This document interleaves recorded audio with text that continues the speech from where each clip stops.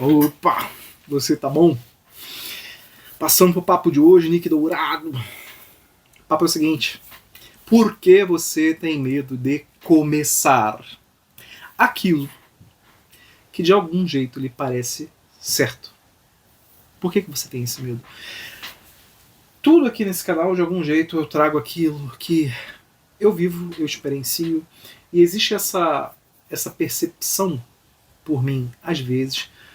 Não vou dizer que é mais no passado, eu vou dizer que é de acordo com o meu desenvolvimento. O desenvolvimento como um indivíduo, como espírito, existe o medo. E como você lida com esse medo? Você pode ser a pessoa com a maior fé existente. Mas será que necessariamente você não sente medo? Ou você não quer nem saber do medo? Porque o medo, ele é um bom indicador. Ele é um indicador de mudanças. Porque se você sente medo de algo, é porque de algum jeito você observa algo que funciona como se fosse uma barreira. E aquela barreira, ela pode ser o limitador para você conquistar novas coisas. Mas, se eu não quero viver medos, logo eu não quero conhecer novas barreiras. Se eu não quero conhecer novas barreiras, possivelmente eu não quero expandir os meus limites, ou seja, eu fico sempre da mesma forma que eu estou. E será que isso é bom? Será que isso de fato é o que Deus, o Criador, o Pai, assim espera que você viva? Lógico que eu estou trazendo aqui um modelo existencial. Aqui, por vários vídeos, eu já demonstrei que eu acredito em Deus e Jesus, para mim, é a forma de explicar esse Deus. Né? Ele nos traz essa percepção do Pai. E o Pai, eu entendo porque, de algum jeito, eu sou pai, então eu entendo que eu sempre cuido dos meus filhos. E quando eu cuido dos meus filhos, eu não posso deixar eles irem em qualquer lugar. Existem limites, existem barreiras que eu sempre tenho, de algum jeito, tomar conta para que eles não ultrapassem. Mas, à medida que eles crescem, eu apresento para eles aqueles limites.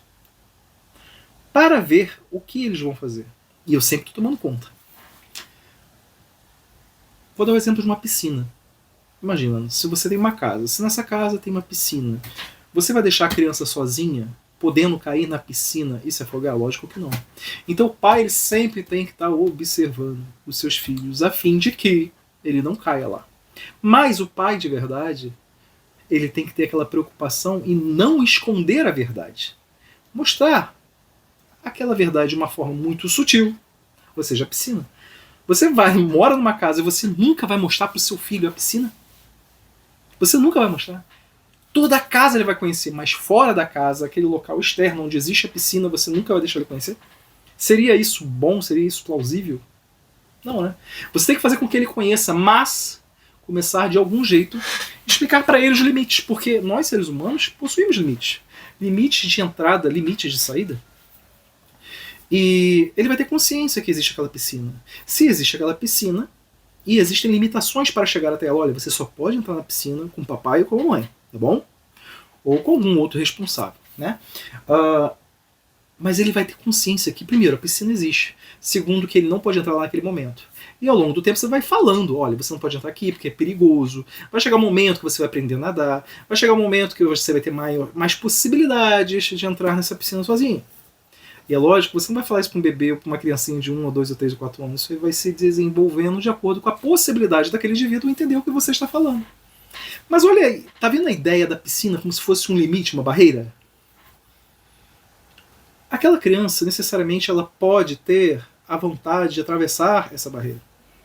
Mas vem das orientações dos pais sobre como ela vai poder usar aquilo.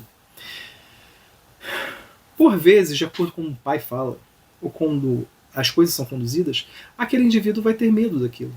Por isso ele não se aproxima. E tem pessoas que querem afrontar esse medo. E tem outros que não querem nem chegar perto daquilo ali. Cada indivíduo vai ter um comportamento diferente. Então, diante dos medos, ou seja, diante das barreiras que você possui na sua vida, como é que você lida com elas de forma que você tem... É necessário você entender que, por vezes, você vai ter que ultrapassar aquela barreira. Ou seja, será que até hoje você não sabe nadar numa piscina e você tem medo disso? Será que você não sabe andar de bicicleta até hoje? que é uma outra barreira, e tem inúmeras barreiras, inclusive na vida de um empreendedor, na vida de estudo, na vida de um indivíduo que quer formar uma família e ter filhos. Existem diversas barreiras. Quando é que você sabe que, necessariamente, aquele medo deve ser superado?